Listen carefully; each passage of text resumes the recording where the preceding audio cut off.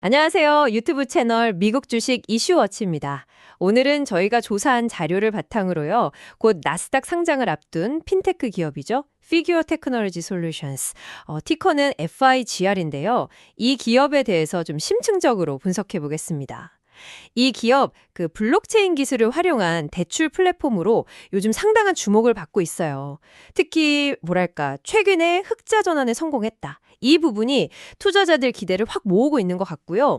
저희 분석에 따르면 FIGR의 IPO는 상장 당일에 주가가 크게 오르는, 그러니까 소위 말하는 팝을 경험할 가능성이 있다. 이런 관측이 나오고 있습니다. 네, 맞아요. 주목받는 건 사실인데, 하지만 동시에 생각해볼 지점들도 많습니다.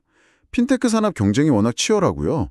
또 시장 변동성도 무시 못하고, 그리고 FIGR의 주력 사업 자체가 경기에 좀 민감하다는 점, 이런 고려해야 할 위험 요인들도 분명히 존재합니다. 네, 그렇죠. 위험 요인도 분명히 있죠.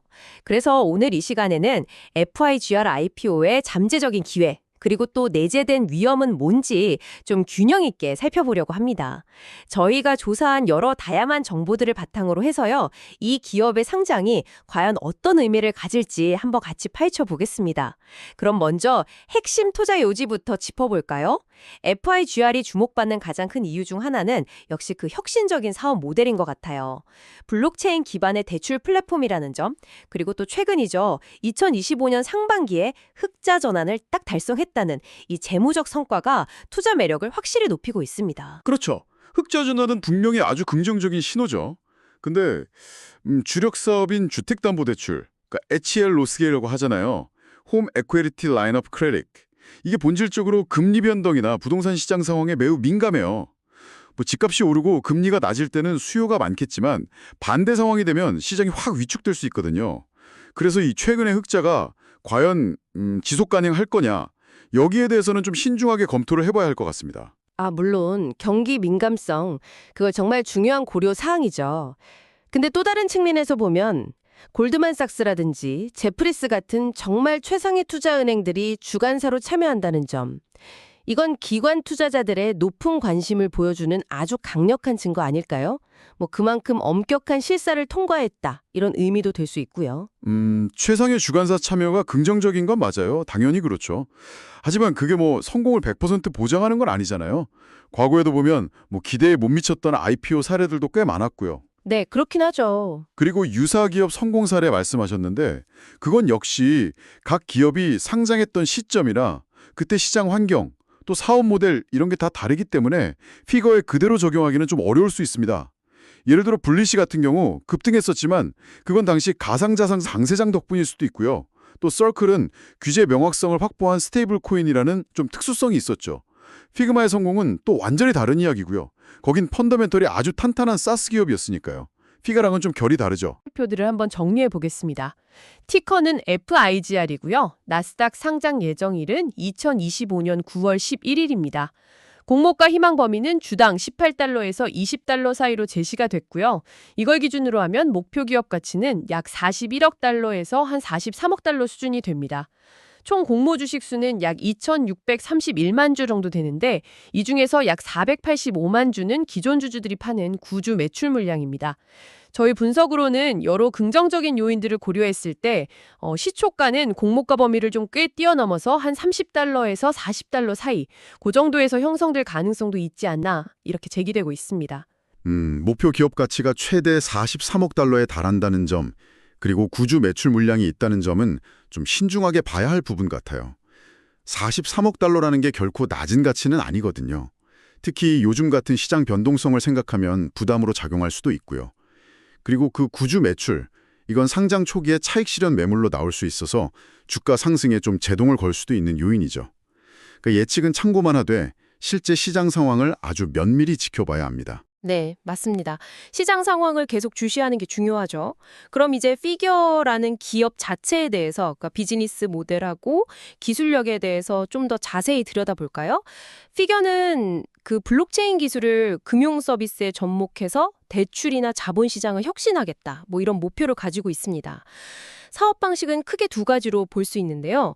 하나는 피겨 브랜드로 직접 대출을 하는 거고, 다른 하나는 이게 좀 흥미로운데 다른 금융기관들이 피겨의 기술을 이용해서 자기들 브랜드로 대출을 처리하게 해주는 거예요. 이걸 파트너 브랜드 전략이라고 부르더라고요. 더 흥미로운 점은 이 파트너 모델이 전체 대출의 무려 77%를 차지한다는 겁니다. 이건 피겨가 그냥 단순 대출 회사가 아니라 뭐랄까 금융 인프라 기술 기업으로 자리매김하고 있다. 이렇게 보여주는 거죠. 아, 파트너 모델 비중이 그렇게 높군요. 77%면 네, 그건 피겨의 기술 플랫폼이 시장에서 어느 정도는 인정을 받고 있다. 뭐 이렇게 해석할 수도 있겠네요. 그럼 그 기술의 핵심이 뭔가요? 구체적으로? 네, 핵심 경쟁력은 크게 두 가지로 꼽을 수 있습니다. 하나는 AI 기반의 자동 대출 심사 시스템이고요. 또 다른 하나는 자체 개발한 프로비넌스라는 블록체인입니다. 대출 신청부터 심사, 실행, 그리고 그 이후 관리까지 전 과정에 이 기술들을 다 통합시킨 거죠. 그러니까 모든 대출 기록이 블록체인 상에 투명하게 그리고 변경 불가능하게 기록되는 겁니다. 위변조가 안 되는 거죠. 이걸 통해서 기존 대출 시장의 어떤 비효율성을 크게 개선했다고 하는데요.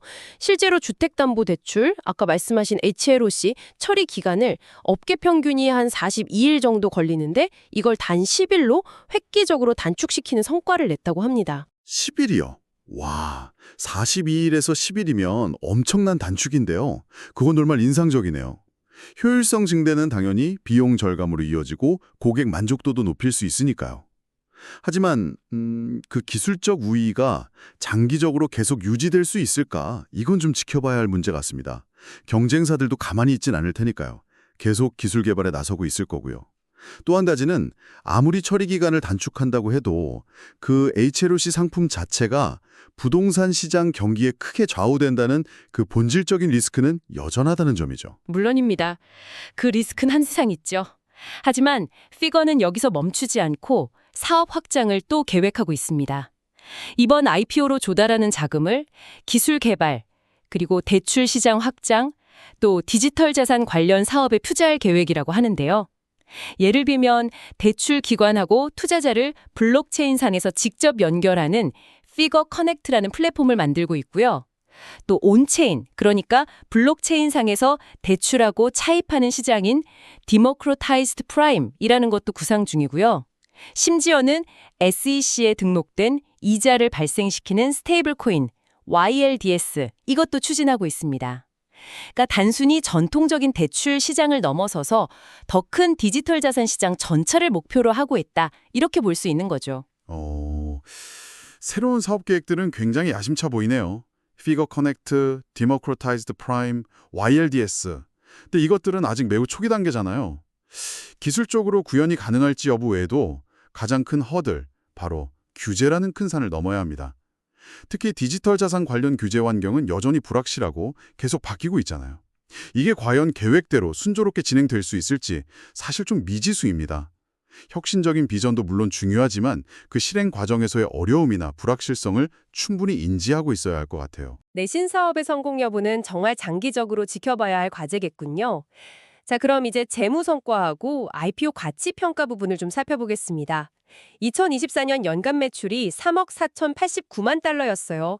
이게 전년 대비해서 62.68%나 성장한 수치입니다. 성장률이 상당하죠.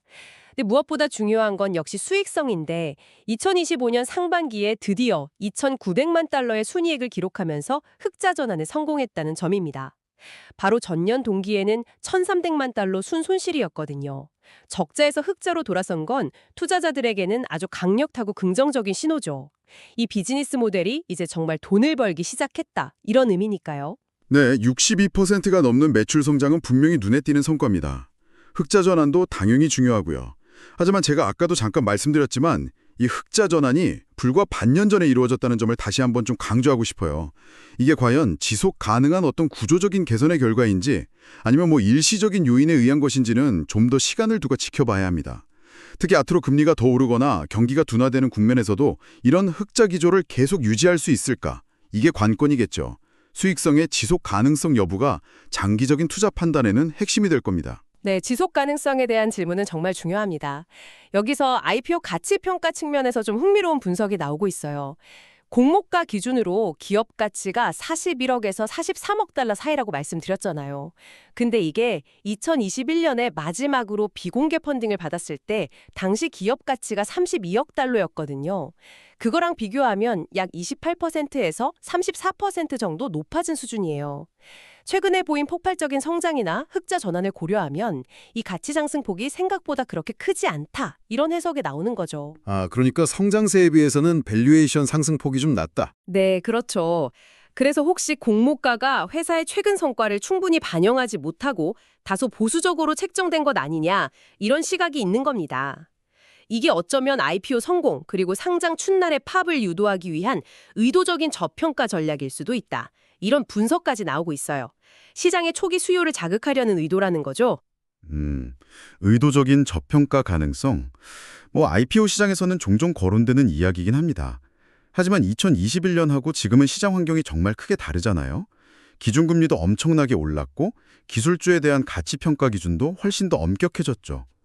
이런 변화된 환경이랑 또 피겨가 가진 사업 리스크 같은 걸 다 반영한 결과가 현재 그 41억, 43억 달러 가치평가일 수도 있어요. 30% 이상 높아진 가치를 무조건 보수적이다라고만 보기는 좀 어렵지 않나 싶습니다. 오히려 시장 기대치를 너무 높게 잡았다가 실망감으로 이어질 위험도 생각해 봐야죠. 네, 확실히 가치 평가는 여러 각도에서 해석될 여지가 있겠군요. 좋습니다. 그럼 이제 시장 참여자들의 심리, 특히 개인 투자자들의 분위기는 어떤지 좀 살펴보겠습니다. 레딧 같은 해외 온라인 커뮤니티를 보면요. 이번 피거 IPO를 단기 차익 실현 기회, 그러니까 플리핑 대상으로 보는 시각이 꽤 많은 것 같아요. 상장 초기에 사서 바로 팔아서 차익 남기려는 거요? 네, 맞습니다. 약간 IPO는 원래 좀 고평가되는 경향이 있다, 이런 인식이 있으면서도 동시에 그런 단기 매매를 통해서 이익을 얻으려는 심리가 강하게 나타나는 거죠. 이런 심리가 어떻게 보면 상장 첫날 거래량이나 변동성을 확 높여서 오히려 주가 상승을 좀 부추길 수도 있다, 이런 분석도 있습니다. 하지만 그 플리핑 심리라는 게 양날의 검이죠. 단기 차익에만 관심이 집중된다는 건 그만큼 변동성이 어마어마하게 클 수 있다는 의미고요. 작은 뉴스 하나에도 주가가 막 급등락할 수 있다는 뜻입니다. 그리고 IPO는 고평가라는 인식이 퍼져 있다는 점, 또 과거 피그마 사례 같은 걸 보면서 고점에 매수한 투자자는 손실을 볼 수도 있다, 이런 경고가 나온다는 점은 분명한 위험 신호예요.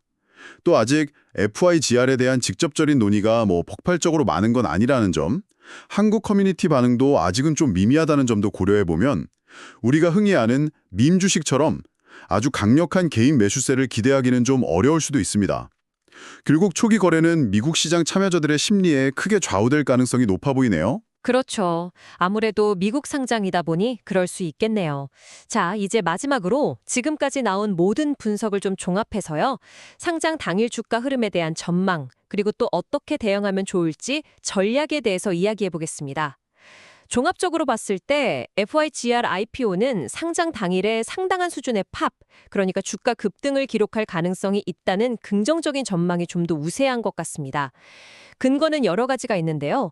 첫째, 흑자 전환에 성공해서 수익성을 증명했다는 점. 둘째, AI와 블록체인을 활용해서 2조 달러 규모의 시장을 혁신하겠다는 아주 매력적인 스토리를 가지고 있다는 점. 셋째, 골드만삭스, 제프리스 등 최상위 주간사단이 참여해서 기관 수요를 탄탄하게 뒷받침하고 있다는 점. 그리고 넷째, 아까 언급했던 블리시나 서클 같은 성공적인 IPO 사례가 시장의 기대 심리를 높이고 있다는 점 등이 있겠습니다. 긍정적인 요인들을 쭉 나열해 주셨는데 저는 다시 한번 위험 관리를 강조하고 싶습니다.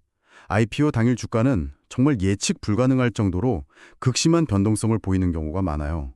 지금까지 우리가 나눈 분석들, 특히 단기 주가 전망 같은 것은 어떤 면에서는 단기적인 시장 심리나 유동성에 기반한 것이지 이 기업의 장기적인 본질 가치 평가는 아니거든요. 따라서 상장 당일 매매는 매우 높은 위험을 동반한다는 것을 꼭 인지하셔야 합니다. 만약에 정말 단기 매매를 고려하신다면 손실 제한 주문, 즉 스탑로스 설정은 이건 필수 중의 필수입니다. 그리고 예상과 다르게 주가가 하락할 경우를 대비해서 명확한 매도 계획, 다시 말해 손절 계획이 반드시 있어야 하고요. 감정에 휘둘리지 않고 기계적으로 계획대로 실행하는 것이 무엇보다 중요합니다. 네, 맞습니다. 위험 관리의 중요성은 아무리 강조해도 지나치지 않죠. 자, 오늘 저희는 Figure Technology Solutions, 티커 FIGR의 나스닥 상장에 대해서 정말 심층적으로 분석해 보았습니다. 다양한 관점에서 기회 요인과 위험 요인을 꼼꼼히 살펴봤는데요. 요약을 좀 해보자면 FIGR은 AI와 블록체인을 결합한 그 혁신적인 사업 모델, 그리고 최근에 달성한 흑자 전환, 또 골드만삭스 같은 최상위 주관사단의 참여, 여기에 더해서 블리시나 서클 같은 유사 기업들의 성공적인 IPO 사례 같은 것들에 힘입어서 상장 당일 주가가 크게 상승할 가능성이 있다. 이런 긍정적인 전망이 있습니다.